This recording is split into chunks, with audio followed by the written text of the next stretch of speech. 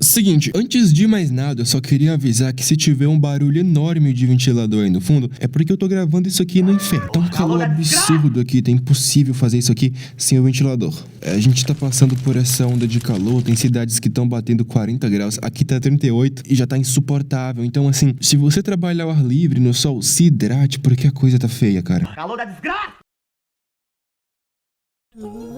É incrível que Fiona Cake veio como quem não queria nada. Ninguém falava da série, ninguém dava a mínima pra série antes dela ser lançada. E mesmo após ser lançada, muita gente sequer sabia da existência dela. E mesmo assim, ela ainda consegue ser tão boa quanto Hora de Aventura.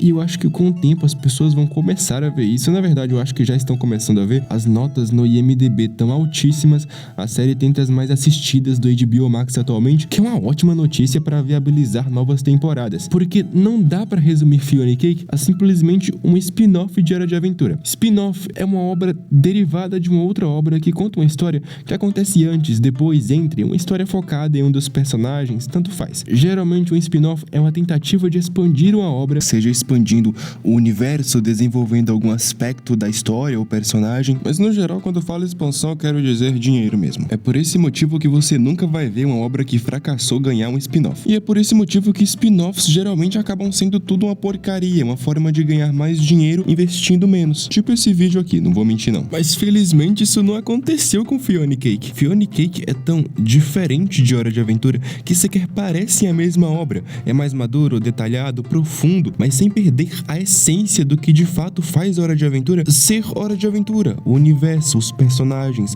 a lore. Inclusive tem muitas referências a animes, Sailor Moon, Mary Poppins japonês. Aquele close na pia de pratos ou na televisão no quarto da Fiona é um estilo que lembra bastante obras mais contemplativas do estúdio Ghibli. Tipo o meu amigo Totoro, que é tão contemplativo que é um ótimo filme pra tirar um ronco. Tu dorme com o Totoro e acorda com um gato ônibus voador.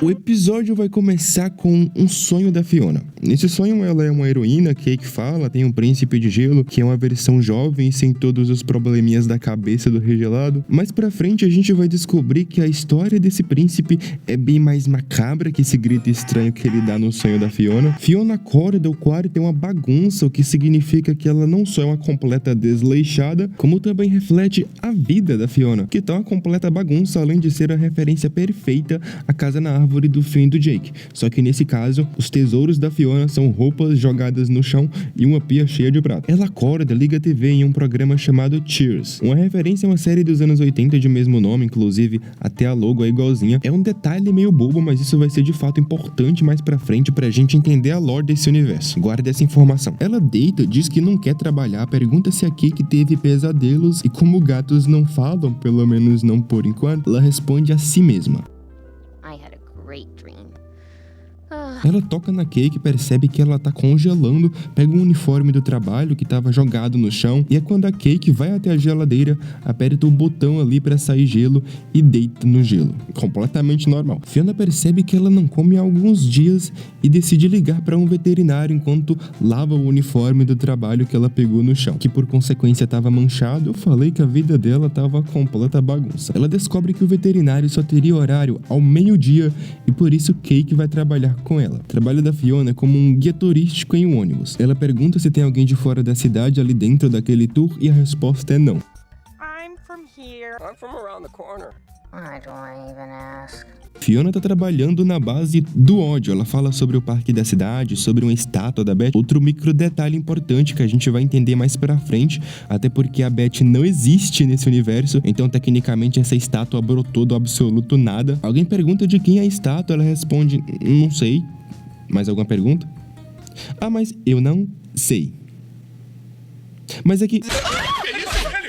Ela passa por um aquário e ao ver a estátua de um pinguim, se lembra do sonho que teve. Ela pergunta se alguém no ônibus sabe ler sonhos porque ela teve alguns sonhos estranhos e fala sobre como isso parece o universo tentando dizer alguma coisa com ela. Marshall fala que ela sonha com príncipes de gelo porque levou um fora do DJ Flame, o que fica mais que implícito que o relacionamento do Finn com a princesa de fogo dar errado em todos os universos é um evento canônico. Ela diz que o sonho dela é diferente, o sonho dela é especial, tem que significar alguma coisa. O Marshall diz que ela tá perdendo perdendo a linha enquanto os passageiros começam a falar sobre seus sonhos. Inclusive, essa personagem aqui de cabelo verde fala que os sonhos dela são horríveis. Ela é a versão do Fernie, então faz sentido os sonhos serem horríveis. Se bombear, alguns desses sonhos, inclusive, são com a Fiona. Só tô jogando a ideia no ar. Fiona decide soltar a Cake, que fica maluca ao ver uma pista de patinação no gelo, começa a saltar nos passageiros, e é aí que Queenie aparece, a chefe da Fiona, versão desse mundo do Rei Jiu, aquele maluco otário que toma o poder da Princesa de Fogo lá na 6ª temporada. Queenie fala sobre as diversas reclamações que recebeu sobre o comportamento da Fiona e que ela ainda por cima tinha levado um animal raivoso pro trabalho. Fiona tenta defender Cake,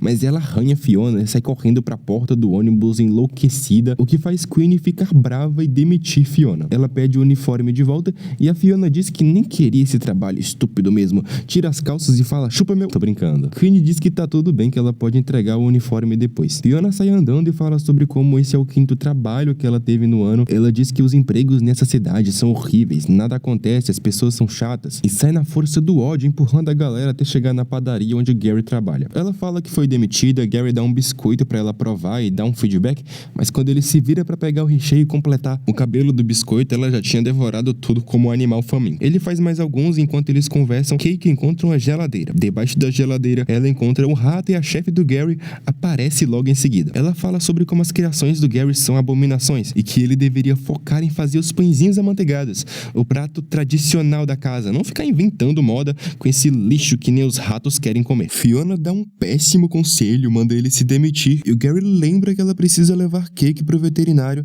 e dá uns doces pra ela comer no caminho e dá um feedback. No caminho ela encontra o Marshall. Ele descobre que ela foi demitida. Fiona pede que Marshall diga pra mãe dele que o aluguel vai atrasar, mas Marshall fala que o relacionamento com a mãe não vai muito bem, até porque tecnicamente ela é meio que um demônio. Marshall diz que conhece alguém que poderia dar uma olhada na Cake, e a Fiona, como estava atrasada, uma olhada de café e sem dinheiro, aceita. Ela vai ao parque da cidade e encontra Hunter, que leva ela pra um jardim e fala sobre como esse lugar era especial. Ele encontra um dente de leão e diz que pode realizar um desejo. Por um segundo a gente vê um pouco de esperança no olhar da Fiona, além daquela cara de peixe morto. Ela assopra e... Yep, that about sums it up. Fiona encontra o cara que Marshall falou, Ellis, contraparte da princesa Caroço.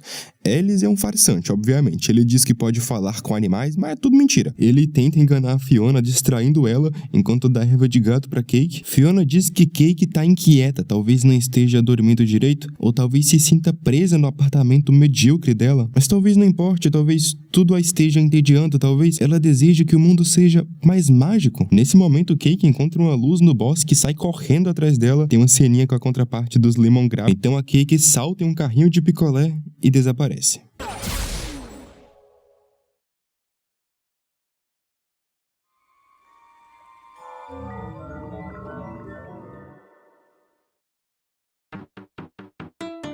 O segundo episódio vem no mesmo caminho do primeiro, abordando mais ou menos as mesmas coisas, mas de formas diferentes. E com um personagem diferente também. A primeira vez que eu assisti Hora de Aventura, eu tinha 10 anos, sei lá. Mas desde o primeiro momento, eu sempre gostei do Rei Gelado. Os episódios que ele apareciam eram sempre os melhores, até porque ele era um vilão pouco convencional. Um cara cujo objetivo é raptar princesas para conseguir uma namorada. Sabe, não vemos isso todo dia, na verdade, até meio problemático. Enquanto eu crescia, Hora de Aventura também ganhava novas temporadas. Eu tinha uma certa dificuldade em acompanhar essas temporadas, até porque eu não tinha Cartoon Network, tudo que eu assistia dependia ou do YouTube ou do SBT exibindo Bom Dia e Companhia. Mas mesmo de forma fragmentada, eu conseguia acompanhar essas novas temporadas, e a forma como Adam Muto e toda a equipe de storyboard que já passaram por Hora de Aventura, Roberta Suga, Patrick McHale, conseguiam trabalhar cada vez mais os personagens da série e aprofundar ainda mais esses personagens, especialmente o Rei Gelado. Enquanto ganhava camadas, o personagem se tornou uma metáfora sobre problemas mentais. A relação da Marceline com Simon é uma exata analogia sobre Alzheimer, e a série é genial ao mostrar como Marceline sofre ao ver o Simon naquele estado de loucura, onde todos os aspectos da personalidade da pessoa que ela conheceu simplesmente sumiram, enquanto o que sobrava era o Rei Gelado, com a sua completa falta de parafusos e um rosto quase irreconhecível da pessoa que ela um dia conheceu. E eu tenho que salvar você, mas quem é que me salva? Me perdoa pelo que eu possa fazer. E quão bom é saber que o Simon não só voltou em Fiona e Cake, como também que a série aprofunda muito mais o personagem. Ele se torna quase um protagonista. E todo o tempo de tela extra é muito bem utilizado. O episódio é quase uma contraparte do episódio da Fiona. Ele começa com o Simon já acordado, antes mesmo do relógio despertar. Ele olha pro ventilador, olha pras coisas no quarto e liga no mesmo programa dos anos 80 que a Fiona. Simon vive em um museu. A casa dele é uma área especialmente focada no homem comum do século XX. É nesse momento que um grupinho de crianças aparece ali, entre eles um cachorro falante. E uma garotinha pergunta como era ser o Rei Gelado e por que o Simon parou de fazer as histórias da Fiona e da Cake. Simon diz que não escreveu elas, o Rei Gelado escreveu. E parece que o Simon quer se afastar de tudo que o Rei Gelado representou na vida dele. Então quando a garotinha pede um autógrafo, ele simplesmente joga o livro no lixo. Tem uma confusão ali, então ele fecha a casa e fica sozinho no banheiro, tendo uma crise de ansiedade.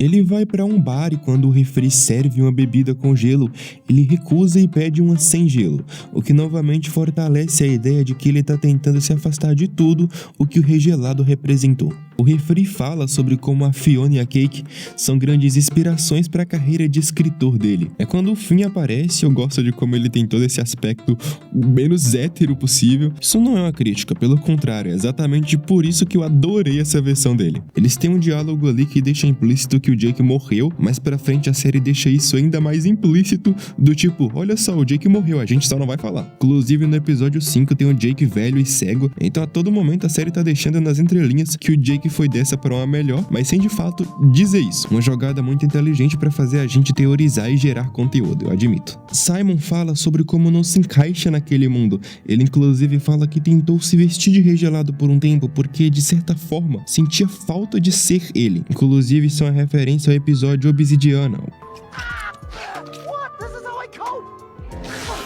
O que é ainda mais incrível pensar que eles já estavam com essa ideia desde, 3 anos atrás. É uma prova do planejamento que essa série teve. Mas agora parece que nada mais faz sentido, Simon diz. Todo dia ele acorda, faz o trabalho, vive em um mundo que não é o dele. I'm not Ice King. I'm not magic. I can't relate to any of this anymore. This world, these people. Finn acha que deveria levar Simon pra uma aventura. Ele é uma excelente pessoa, isso é inegável. Finn, cara, uma pessoa incrível. Especialmente depois de todas as experiências que ele teve. E mesmo que entender o sentimento dos outros nunca tenha sido o forte dele, ele meio que percebia que o Simon se sente inútil. Então sair por aí explorando o mundo poderia ser de fato uma boa ideia. Finn venda o Simon tem uma cena muito engraçada onde o Simon tá vendado e pergunta onde é que você está me levando. Aí corta pro Finn vendado também. E os dois andando cegos pela floresta. Why didn't you tell me about the tree? What tree?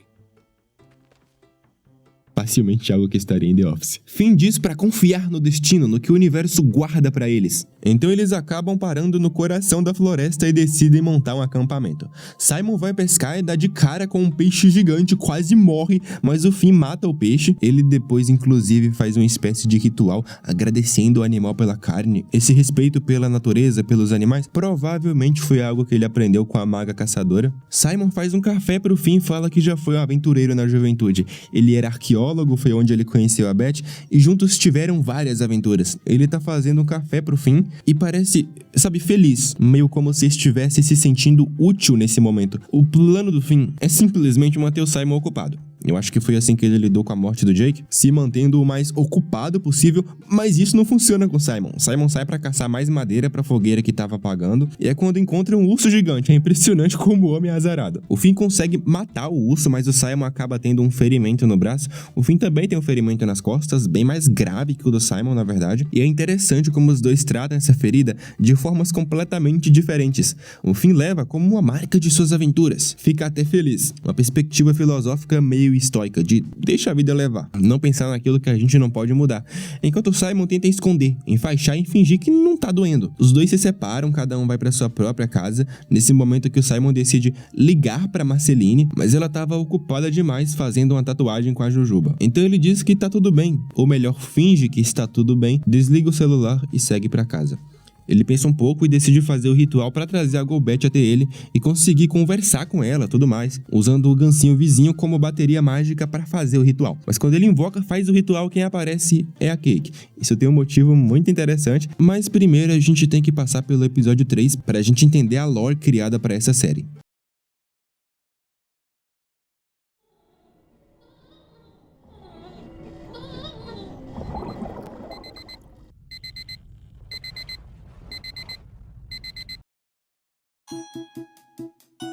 Esse episódio 3 funciona quase como um episódio de transição. A série meio que pisa no freio pra meio que fazer uma ligação entre os dois universos e os personagens se encontrarem. O episódio começa com o Finn e o Jake, que a gente não sabe de qual universo é. Se for no universo canônico, no que a gente vem acompanhando, é provável que seja no passado, até porque a barba do Finn tá bem mais curta do que a aparição dele no episódio anterior. Eles estão roubando uma espécie de ovo de um templo todo feito de ouro. I'm not an egg. I'm just out of shape. Então um monstro gigante, meio dragão, galinha, calango espacial, sei lá o que é isso, aparecem. E eles dois matam o monstro usando a roupa de Jake. Inclusive, destaque novamente pra cena que mostra os dois cortando a cabeça ali, sem medo de ser violento. Esse início tem uma intenção bem clara, que é mostrar como o Finn e o Jake precisam estarem juntos pra serem Finn e Jake. Isso vem justamente no episódio em que a Cake fica sozinha, ou seja, não é por acaso. A gente volta pro episódio 1 pra entender o que de fato aconteceu. Cake pula no portal e vai parar no mundo de U, na casa do Simon. Ela literalmente sai da cabeça do Simon.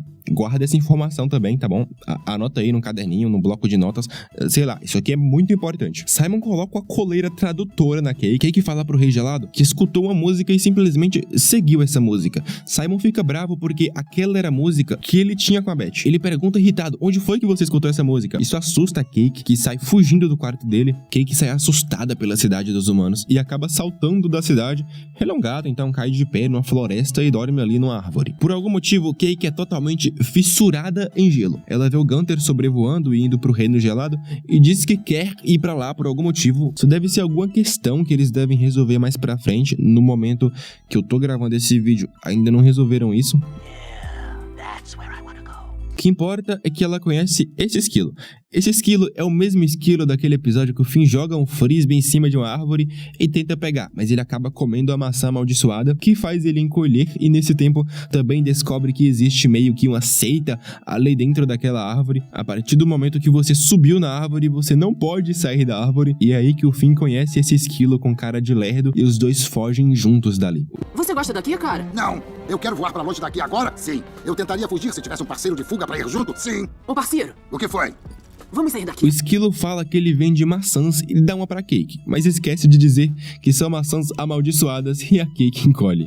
Oh yeah, these babies are cursed. Didn't I say that part out loud?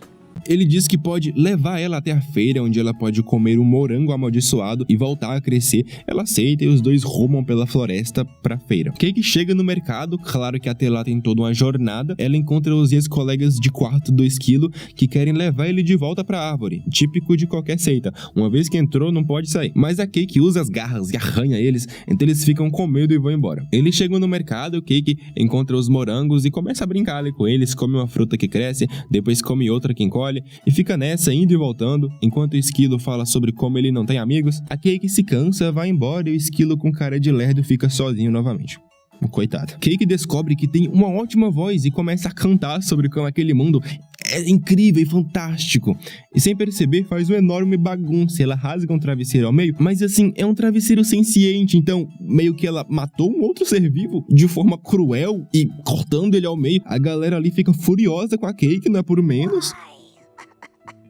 I clapped for you. No, I'm working on instinct. Get big! Well, I'm out of ideas. Enquanto isso, no universo da Fiona, a Fiona tá procurando a Cake. Ela conta pro Marshall que viu ela pular em um portal, mas ele obviamente não acredita nela, pouco se importa. Marshall e Caroço estão enchendo a cara, então eles não se importam com os problemas da Fiona. Fiona fica muito preocupada e sai procurando Cake pela cidade a noite toda. Ela encontra o Gary abrindo a padaria. Nesse momento, no universo de Hora de Aventura, Simon decide fazer o ritual para tentar invocar a Golbet novamente, e é quando Fiona entende o que tá acontecendo. Ela entende que a Cake estava sendo atraída por gelo, e que como o portal surgiu em um carrinho de sorvetes, Gelo era a resposta. Um portal se abre na geladeira do Gary, ela entra e sai da cabeça do Simon na casa dele. Ele fica furioso, primeiro achando que a Fiona é a representação da mente doente dele, depois ele percebe que o gancinho vizinho morreu, ou seja, a bateria mágica dele foi embora, e fica depressivo porque não vai conseguir mais invocar a Golbat. Fiona sai pela cidade, buscando encontrar a Cake. Ela encontra a garotinha fã da Fiona e Cake, que diz ter visto a gata, e com um relógio tecnológico ali que pode rastrear qualquer pessoa com uns fios de cabelo, eles vão atrás da Cake e as duas chegam bem no momento em que a Cake tá sendo vaiada pela galera ali da feira. As duas finalmente se reencontram, Fiona arrebenta todo mundo ali da feira e é nesse momento que elas duas desaparecem e são invocadas pra sala do Prismo. Aw, my hat!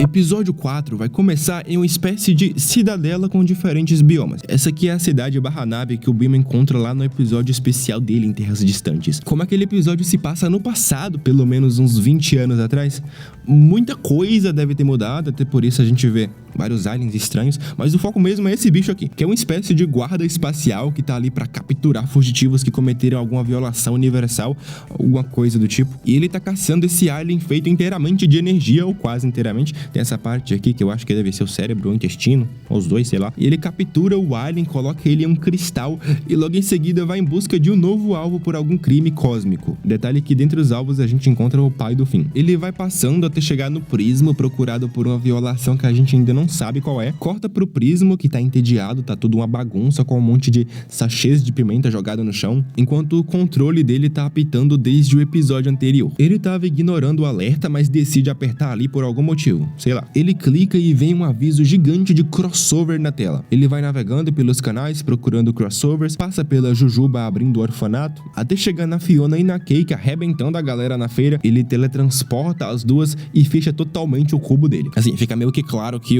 a violação do Prismo tem algo a ver com a Fiona e a Cake. Ele faz um redesign das duas, dá braços pra Cake, ela fica ali brincando com esses novos poderes. De quebra também traz o Simon, que infelizmente tava naquele momento, aqueles momentos depressivos de banho, sabe? Quando você para pra refletir, filosofar sobre o seu dia enquanto a água cai na sua cabeça e você fica pensando e refletindo e nossa. Now what? Great. Simon disse que o Prismo não conseguiu trazer a Beth de volta, então ele tentou fazer isso por conta própria, invocando a Golbat para tentar falar com ela. Só lembrar que agora a Beth é uma entidade cósmica, então isso deve ser um baque gigante pro Simon, saber que a sua namorada é tipo um dos maiores deuses do universo. Mas quando o Simon tentou trazer a Beth, ele só conseguia trazer a Fiona e a Cake, porque o universo da Fiona e da Cake estavam escondidos dentro da cabeça do Simon. E o gancinho vizinho já sabia disso, ele fala sobre isso no episódio anterior. Oh, where your mind is really at, thinking about a girl and a cat. Prismo começa explicando que como mestre dos desejos, ele pode conceder desejos. Olha só que... Nossa, porra. E para alguns desses desejos, ele precisa criar terras alternativas para poder realizá-los. Tal qual o episódio do Finn com o nariz, aquilo é uma terra alternativa e aquele é o Finn que a gente acompanhou entre as primeiras 5 temporadas. Da 5ª temporada até a 10ª, é meio que um clone, uma cópia, sei lá, é complicado, é a mesma pessoa, só que não é ao mesmo tempo. Ele passa por alguns universos, incluindo o universo de Flapjack, e chega no universo canônico de Hora de Aventura, onde ele diz ser o favorito dele por ter o personagem favorito dele, que obviamente é o Jake, o que faz sentido, até porque o Prismo meio que é o Jake, ou pelo menos um sonho do Jake. Tem aquele episódio onde a gente descobre que o Prismo é um sonho de um velhinho. O Lich acorda esse velhinho, suga a alma dele, mata ele, meio que mata o Prismo, mas o Prismo tem um plano de contingência ali, ele meio que faz um paradoxo temporal, um treco muito louco, para meio que duplicar o Jake e fazer uma dessas versões dormir eternamente, e isso garante que o Prismo volte à vida. Só lembrar que o Jake tava de acordo com tudo isso, inclusive ele adora, porque o Prismo faz uma cama ali perfeita, com um tecido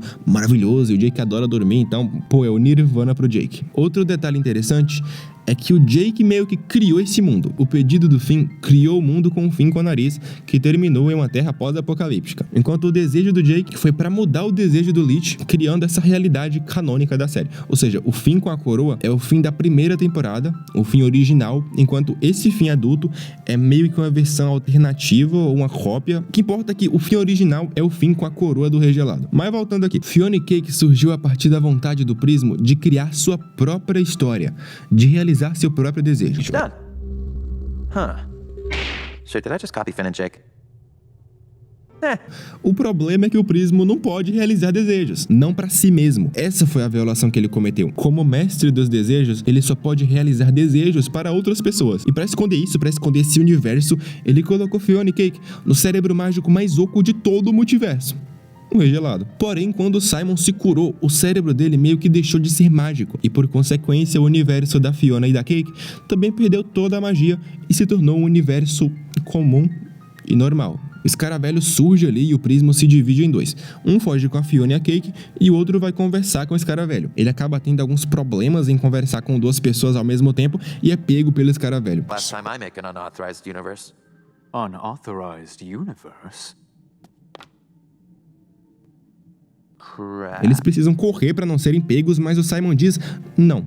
Ele senta ali no chão e fica fazendo birra, tipo, não vou. Tudo bem que o Escaravelho tá vindo e sabe-se lá o que ele vai fazer com eles, não importa. Caguei, tô nem aí. O Simon tá num estado mental onde nada pode ser pior do que o que ele tá sentindo agora. Ou mais comumente conhecido como depressão. I don't care. I mean, you show me all my messed up past and expect me to just shrug it off like it's no big deal. Just move forward, Simon. Well, maybe I don't want to move forward. Maybe I just want to sit right here. Fica bem claro que quando o Prismo diz que a mente do Rei Gelado era uma mente mágica enquanto a do Simon perdeu a magia, é uma metáfora para depressão. Prismo colocou Fiona e Cake no cérebro do Rei Gelado porque era o cérebro mágico mais vazio de U. Quando essa magia acaba, o que sobra é um mundo cinza, um mundo de traumas, de dores, um cérebro cheio de memórias do passado, das pessoas que perdeu e não pode recuperar, da própria insignificância de saber que é inútil, que não pode fazer nada. Inclusive, quando Simon disse que gostava de se vestir de Rei Gelado antigamente, era porque esse era o único estado em que a mente dele estava vazia, sem pensamentos intrusivos, sem dor, sem feridas. Cara, pensa que loucura é o seu cérebro funcionar de uma forma que um estado de loucura e demência é mais desejável que o estado em que ele se sente agora. Ele acaba encontrando a Fiona e a Cake e pra fugirem dele, o Prismo dá o controle dele pra eles dois. A Fiona foge com Simon e é muito legal perceber que além de todas as perdas, Simon aparentemente também quer se sentir útil. Fiona diz que precisa dele, caso contrário, o universo dela e todos que ela conhece iriam desaparecer. É quando ele finalmente se levanta. Eu acho que de alguma forma ele se sentiu útil, o que provavelmente é outra questão envolvendo a depressão. Porque ele pode estar velho, mas vamos combinar, o Simon sobreviveu a um apocalipse zumbi, ele salvou o mundo em outra realidade. Se ele tá se achando inútil, aí ele trata na terapia, porque definitivamente ele não é. What's the point? You dum-dum! If you don't help us, Simon, our entire world and everyone we know will die. Eles fogem e acabam caindo em um milharal. É nesse momento que o Simon decide que a única forma de deter o Escaravelho é ele voltando a ser o Rei Gelado. Ou seja, encontrando uma coroa nova e ganhando novamente seus poderes. Até porque para o Simon, ser útil significa ter poder. Sem poder, ele não é nada. Ele é inútil, ele é insignificante. A jornada do personagem vai girar em torno disso. Enquanto a jornada da Fiona vai girar em torno dela aprendendo que o universo mágico pode não ser a maravilha que ela tanto espera, especialmente se para isso ela precisa sacrificar outras pessoas, ou melhor, sacrificar a mente de outras pessoas. Eu acho que como ninguém tá falando sobre isso, eu vou ser o primeiro a falar. Fiona e Cake é um exercício extremamente profundo de construção e expansão de lore. A série não cria um universo próprio, porque esse universo já existia, então ela decide expandir esse universo, as histórias, os personagens e os conceitos de uma forma nunca antes vista em qualquer série. Eu acho que muita gente deve torcer o nariz por ser uma animação, mas Fiona e Cake é verdadeiramente o melhor trabalho de construção de universo em uma obra de fantasia na TV e no cinema também. O universo de Hora de Aventura se torna facilmente superior a Harry Potter, pau a pau com o Senhor dos Anéis, e eu só fico com receio de dizer que é melhor que Game of Thrones, porque é Game of Thrones, isso aqui é muito bom. Mas já dá pra ter uma ideia da qualidade disso aqui só por essa comparação existir. O grande segredo dessa série tá nos roteiristas. Esse episódio 5, por exemplo, teve a colaboração de 9 roteiristas que, por um lado, garante uma maior diversidade de ideias e histórias a serem abordadas. Por outro, pode garantir que tudo seja uma bagunça, o que não acontece pelo trabalho de Adam Muto, que desde a 5ª temporada tem sido, assim, a peça principal para manter todas as ideias desse universo completamente amarradas. E aliás, tá aí outro segredo da série. As ideias são completamente amarradas, não existe um grande furo do roteiro, tudo é bem pensado, inclusive resgatam ideias e histórias antigas, e é o que acontece nesse episódio aqui.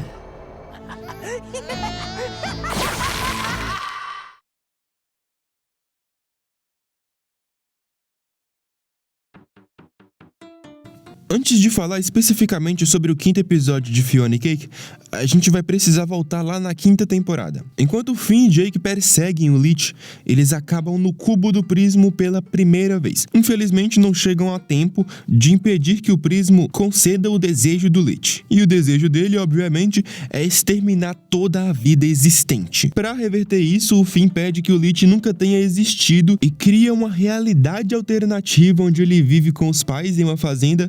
O Jake é um cão normal, a magia não existe e toda a comunidade dele tem uns sérios problemas com a trupe do destino, que são tipo uns ditadores punks ali da história. Nessa, o Finn encontra a coroa do regelado e decide colocar ela para salvar os pais de um incêndio. A coroa faz o Finn ter um desejo insaciável por congelar tudo e enlouquece aos poucos, mas não sem antes fazer com que uma bomba mutagênica do Leech exploda, transformando o Jake no Leech, mergulhando a realidade dele em um verdadeiro caos. Posteriormente, Jake deseja que o pedido do Leech tenha sido que Finn e Jake voltem para casa em segurança, e isso muda a realidade e tudo volta ao normal. Ou pelo menos foi o que a gente pensou até chegarmos na 7ª temporada. Nesse episódio, o Prismo convoca Finn e Jake para o cubo dele a fim de resolver esse problema que ele não conseguia resolver porque alguma coisa estava bloqueando seus poderes. Chegando lá, Jake descobre que aquela realidade do Finn fazendeiro não deixou de existir. Ela simplesmente se tornou o mundo alternativo. A pior parte de tudo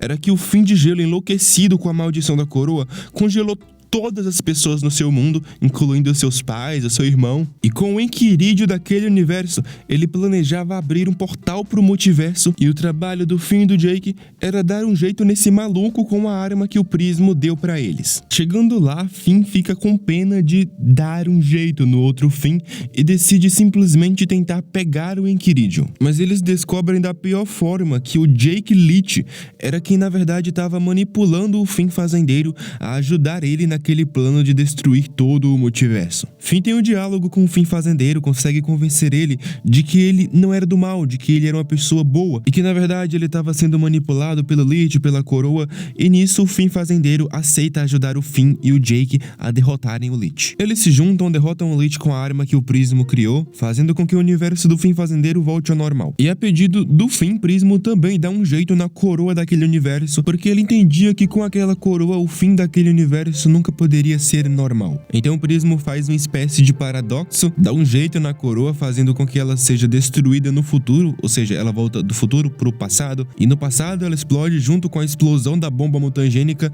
e dessa forma ela é completamente destruída. E é nesse clima de normalidade que a gente chega ao 5º episódio de Fiona e Cake. O episódio vai começar com um flashback da época em que o Finn de Gelo saiu congelando todo mundo. Daí a gente volta pro Simon, pra Fiona e pra Cake no milharal, onde inclusive o espantalho de pássaros é a representação do Finn de Gelo, que significa que a memória do personagem não foi simplesmente esquecida após tudo que aconteceu. Inclusive o boneco de gelo é mencionado várias vezes no episódio. Simon tá explicando melhor o seu plano. Se voltar a ser rei gelado, primeiro, ele poderia derrotar esse cara velho. Segundo, ele seria imortal, ou seja, o mundo da Fiona e da Cake não morreria quando ele morresse, porque ele não iria morrer, porque ele seria imortal. E terceiro, sua mente voltaria a ser mágica, restaurando a magia no mundo delas. Eles trocam de roupa, saem saqueando um lixão ali próximo da cidade. Fiona acaba caindo num golpe de um gancinho vizinho trambiqueiro. Ele diz que tem uma coroa mágica e por isso Fiona troca o celular dela com essa tal coroa. Mas não era coroa mágica coisa nenhuma, era só um pedaço de papel. E quando o gancinho diz que não vai ter reembolso, o Cake fica puta e dá um baita de um socão na cara dele, fazendo com que ele vá dessa pra uma melhor. Quer dizer, não sei, mas acho que foi, porque depois dessa aqui ele não acorda mais não. A galera vê ali a gata mágica, então eles são perseguidos por esses dois carinhas aqui. Cake não sabe bem como utilizar os seus poderes, então eles caem numa enrascada. E é quando esse carinha aqui surge e faz isso. Esse aí foi pro outro mundo, não tem nem discussão. Então a gente descobre que esse personagem aqui se chama Jay. Ele tem um pequeno confronto ali com essa personagem chamada Destino, filha do grande Destino. Essa galera é muito criativa pra nome. E já fica ali claro uma tensão no ar. Jay apresenta os forasteiros pro pai dele. o Finn, que diz que não gosta que ele se envolva com a gangue do destino. Isso é um ponto importante, guarda aí. Além de Jay, Finn também tem outros filhos, mas a única que a gente sabe o nome é Bonnie. Ah, e aliás, Jake velho. But I'm scratching Jake. No buts. Fine. Finn fica bravo quando falam da coroa mágica e manda eles dormirem no celeiro, porém, no dia seguinte eles deveriam ir embora. Sem papo, sem conversa. Jay acorda de noite, escondido, e diz que sabe onde a coroa está. Ele diz que vai levá-los até lá, e é quando Bonnie aparece, mas eles enterram ela no meio do feno, e ela abre a boca quando o Finn aparece ali. Eles encontram a coroa, mas ela tá totalmente destruída. Os três decidem saltar para outro universo, e é quando a Destino surge. E a gente descobre que ela tem um caso amoroso com o Jay. É quando o grande Destino aparece ali daquele jeito de otário que só otários como ele conseguem ter. O Finn também chega, mas não consegue fazer muita coisa. E pra piorar, o Escaravelho também aparece. A gangue do Destino corre vazada com medo. O Escaravelho dá um golpe no Finn que, cara, apesar de não ter saído sangue, quebrou o chão. Essas crianças ficaram órfãs, não é possível. Simon e Fiona se desesperam e saem correndo daquele universo, mas o Escaravelho agarra eles bem no momento que eles estavam saltando de universo. E ele continua perseguindo eles em um outro universo, um universo completamente feito de gelo. E é quando aparece o Príncipe de Gelo e salva eles. Esse cara tem todo um aspecto que me pareceu um pouco estranho desde o início, do tipo, é bom demais pra ser verdade. Ele dá uma espada pra Fiona, fala que vai duplicar a coroa dele pro Simon, sabe? Tava estranho, tava muito estranho. Esse cara não é boa gente.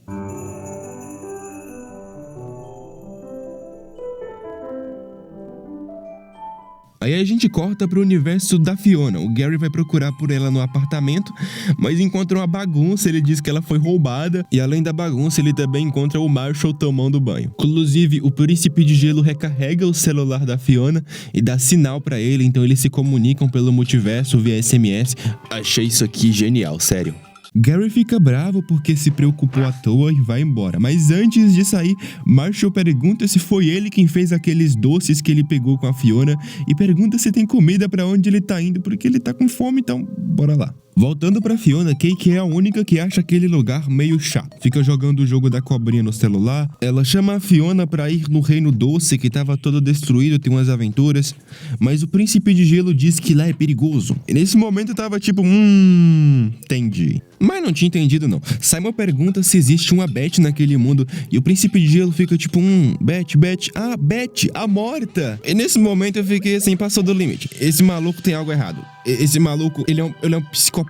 Não, esse é maluco. Ele inclusive diz que quando ele duplicar a coroa, o Simon poderia recriar uma Beth de gelo. Ele inclusive recriou a Marceline de gelo. Cara, ética, moral, não existe, foda-se. Inicialmente eu imaginei que essa série tava tentando retratar diferentes formas de loucura. Ou seja, ele era louco, mas diferente do louco do Rei Gelado que a gente conhece. Mas quando a Jujuba aparece ali e ela é completamente insana e maluca, eu entendi de primeira que a loucura dela era a cura do Príncipe de Gelo.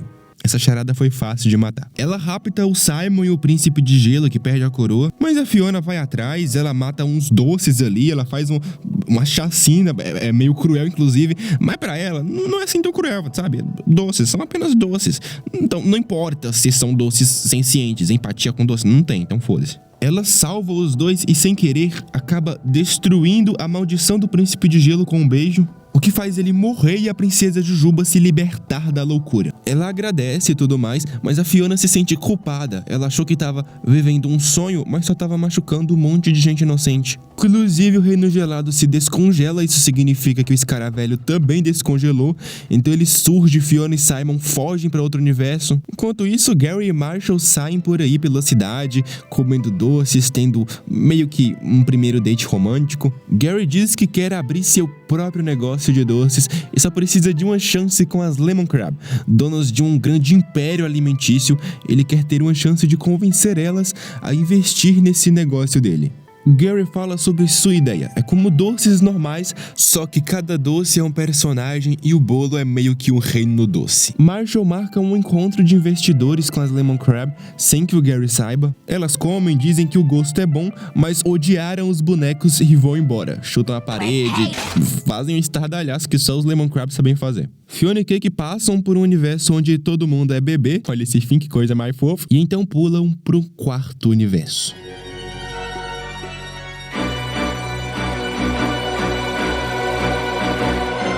Nesse universo aqui as coisas estão um pouquinho piores. A gente volta 100 anos atrás e um acontecimento importante que a gente precisa levar em conta é que após a morte da mãe, Marceline fica sozinha por um tempo até encontrar o Simon, que funciona como uma figura paterna para ela, fazendo ela se tornar a pessoa que a gente conhece, com todos os seus problemas. Sim, a primeira aparição dela na série se baseia basicamente nela roubando a casa do Finn e do Jake e ameaçando sugar o sangue deles caso não saiam.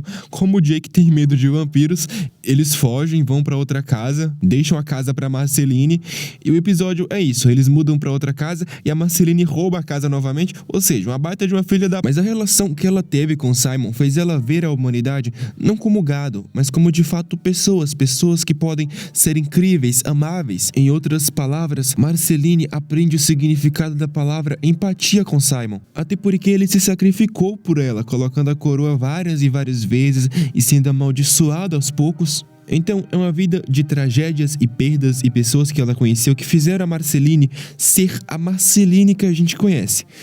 Mas e se? E se o Simon não tivesse encontrado ela? E se o Simon tivesse morrido e ao invés de aprender a ter empatia pelos humanos e lutado contra os vampiros, ela tivesse sido acolhida justamente pelo rei dos vampiros?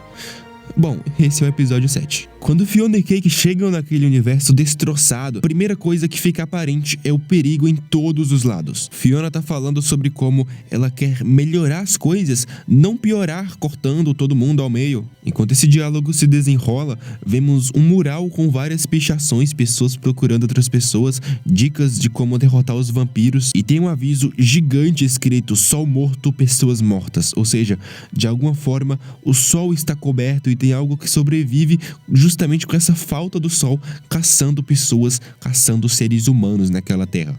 Esse algo são os vampiros. Sem a Marceline para derrotá-los, eles tomaram conta do mundo inteiro. O rei vampiro achou a coroa mágica e usa ela para cobrir o mundo com nuvens, de forma que eles possam sair ao dia no sol. Cake usa seus poderes para acabar com todos os vampiros que aparecem ali, e isso chama a atenção da comandante Jujuba, que estava passando por ali com seu tanque. Ela recruta os 3 para o seu exército, o melhor grupo, o melhor trio, isso, trio, são eles 3. Fiona e Simon aceitam entrarem para aquele grupo ao descobrirem que a Marceline tá com a coroa daquele universo. Esse trio é composto pela caçadora e pelo pai do Finn. Inclusive tem uma cena muito fofa onde a Fiona traz o Finn do universo dos bebês, sem querer, obviamente, e o Martin fica cuidando dele, tipo, eu adorei esse carinha, cara, é uma fofura.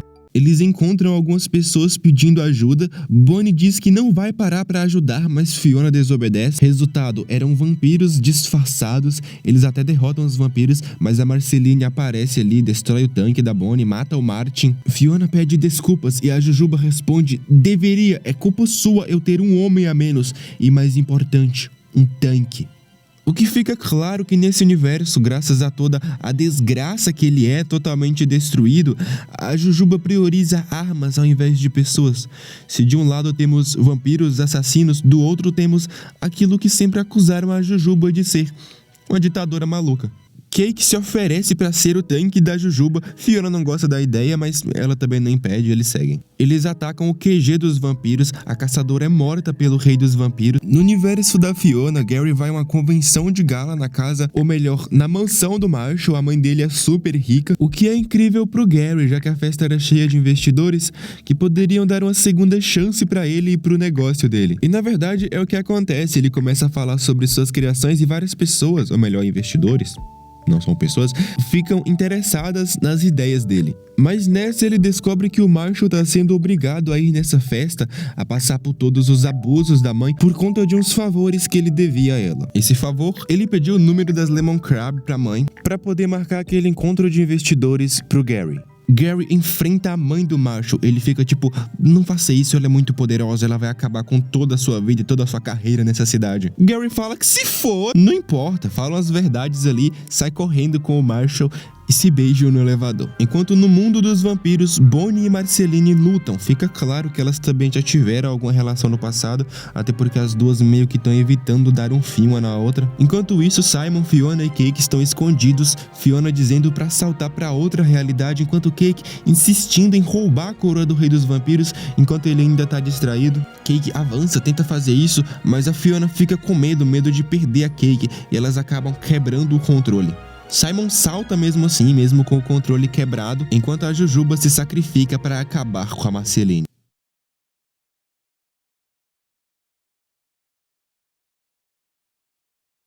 Para falar sobre o 8º episódio, a gente vai ter que voltar novamente lá na 5ª temporada. Lembra que o Finn e o Jake perseguiram o Lich até a Sala do Tempo, mas não conseguiram impedir que o Lich desejasse acabar com toda a existência? Posteriormente, Jake deseja que o Prismo modifique o desejo do Lich, mas isso nada mais é que um tapa-buraco. Então o Prismo provavelmente criou um novo universo, onde o desejo do Lich foi para que o Finn e o Jake voltassem para casa em segurança, enquanto o universo do primeiro desejo do Lich de exterminar toda a vida existente resultou nesse universo aqui que a gente vai acompanhar. Uma terra morta, sem vida. Para piorar a situação, os três estão presos com o controle quebrado naquele universo, e além disso, Cake também está brava com Fiona. Fiona tá chateada por conta de toda a situação com a Cake, e o Simon começa a falar sobre seu passado com a Beth. Isso meio que acalma a Fiona, faz ela esquecer de todos os problemas. E é bem legal que essas histórias vão sendo contadas de forma fragmentada, então sempre que a Fiona briga com a Cake, Simon tá ali pra confortar ela com uma de suas histórias. Cake encontra a casa na árvore com o Bimo que tá tentando assustar eles, mas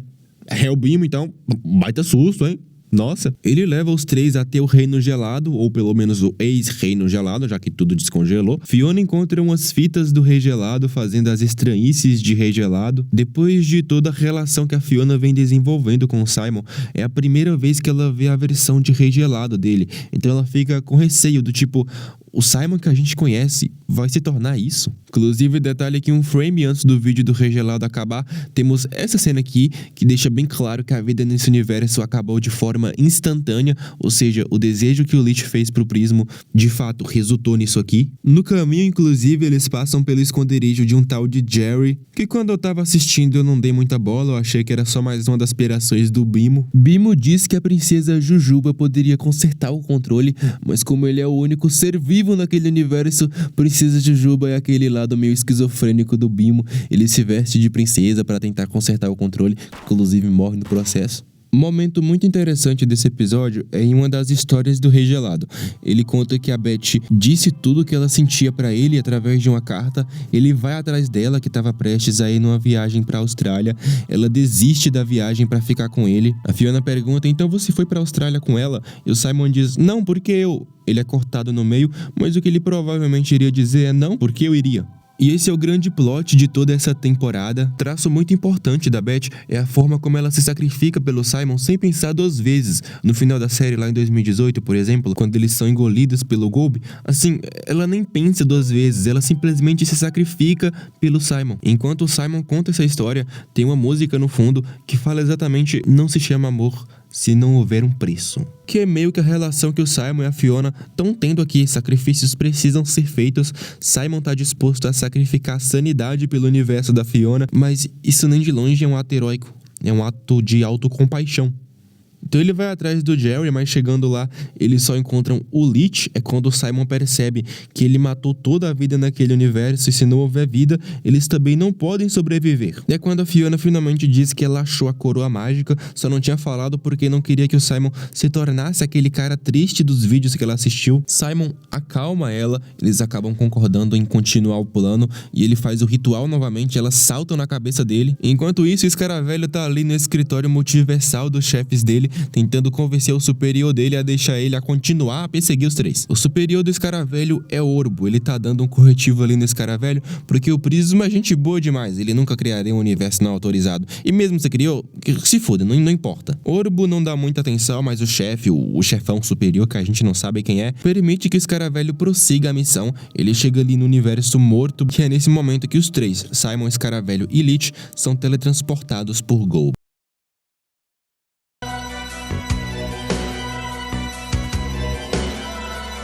A gente começa o último episódio no universo da Fiona que deu certo, universo mágico com magia, feliz, alegria, felicidade, maconha. Mas a Fiona começa a ver que tem algo errado com o mundo, as pessoas têm um caos, uma bagunça. Ela foge até o apartamento dela e encontra o Simon regelado, congelado, todo retorcido. Coisa de filme de terror mesmo, sabe? Isso aqui, pô, genial. O sonho é tipo um reflexo da culpa que ela tava sentindo pelo que ela causou ao Simon. Ela acorda, a Cake também teve o mesmíssimo sonho, o que é estranho. A gente pula pra sequência do Simon, que acorda em uma espécie de vácuo com várias plataformas em forma de L. O Lich tá rezando pro Golb, literalmente rezando, fazendo uma oração mesmo. Falando sobre como ele dedicou a vida toda e a sua existência por inteiro a estudar o Golb, o deus do caos, e a exterminar a vida do universo. Mas quando ele conseguiu fazer isso não deu nenhum propósito pra ele. Ele pergunta ao Golb, o que você quer de mim agora? E o Golb olha pra ele com aquele olhar macabro, bizarramente bizarro, coisa que só Hora de Aventura consegue fazer, e mata o Lich. É isso. Bença, tchau. E o Simon tá ali, o Cook não entra nem sinal de Wi-Fi. Ele tenta conversar com a Golbet, com um pouco de medo, é claro, mas ele vai se abrindo. E é tudo que eu tenho comentado desde o início dessa série. Beth deu uma segunda chance pro Simon ao curar ele da maldição e salvar ele de ser morto pelo Golb, mas ele desperdiçou essa chance. Ele não encontrou sentido na vida porque estava muito preso ao passado, não conseguia lembrar das boas memórias que tinha e seguir a vida. E graças a isso ficava sempre preso ao passado trágico dele. E agora que ele finalmente encontrou um propósito, esse propósito é Fiona e Cake, o universo delas. Ele dá as costas pra Beth, vai colocar a coroa e é quando ela teletransporta ele para o futuro ou para outra dimensão, não sei, o universo em que o Finn e o Jake são Sherm e Beth. Escaravelho finalmente acorda e vai atrás do Simon. Tem um momento muito interessante que é quando ele olha pro Golb e fala, não se meta nisso. E tipo, a gente entende que o Golb é uma entidade superior ao Escaravelho, pelo menos em questão de poder, uma entidade à parte de todas as outras entidades relacionadas à vida, o Prisma, a Coruja Cósmica, o próprio Escaravelho. Golbet caga por Escaravelho, não deixa ele entrar na mente do Simon,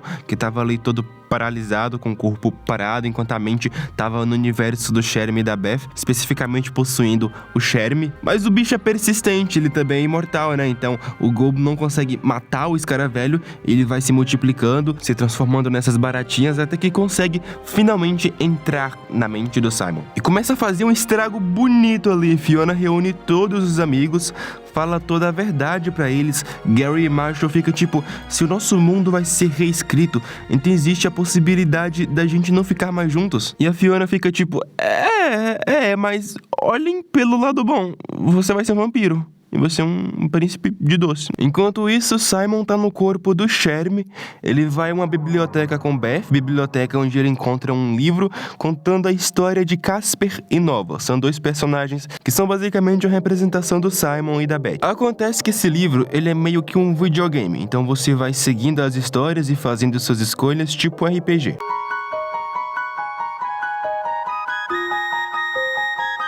Simon vai escolhendo, ele chega em um final onde Casper e Nova estão próximos de conseguir a coroa mágica, mas a porta tá quase se fechando, então Nova segura a porta e se sacrifica para Casper poder entrar. E então Casper precisa escolher entre tomar uma poção que lhe dará força o suficiente para segurar a porta e Nova não morrer, porém se ele fizer isso, ele vai esquecer completamente da existência de Nova.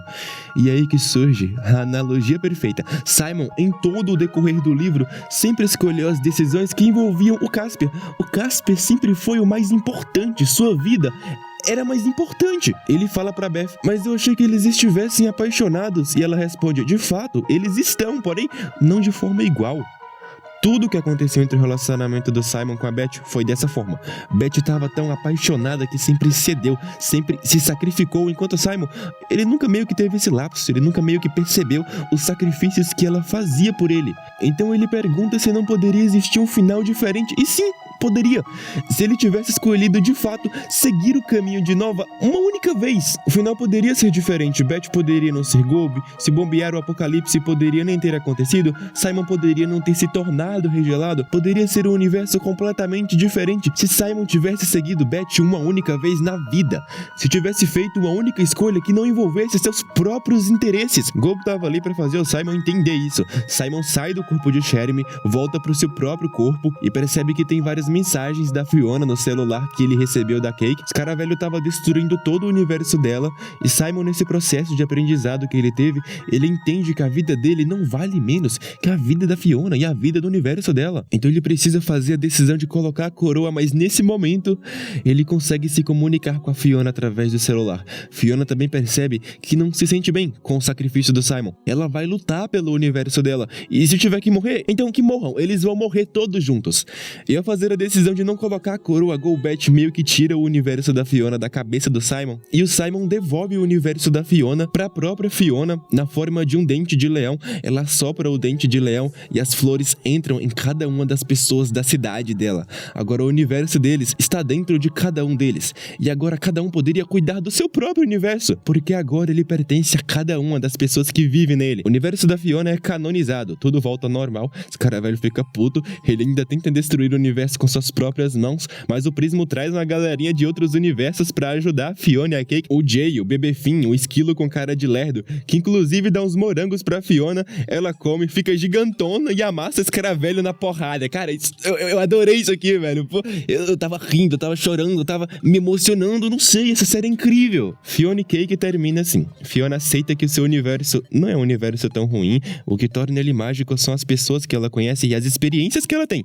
Qualquer coisa pode ser mágico, dependendo unicamente da forma como você enxerga. Qualquer erva daninha pode ser uma flor, dependendo unicamente de onde ela está plantada. Enquanto Simon passa pelo mesmo processo de entender que o seu universo não é ruim, que ele não precisa ficar preso ao passado e que pode viver novas experiências porque sua vida não vale menos do que a de qualquer outra pessoa. This isn't how it happened. No, we made our choices.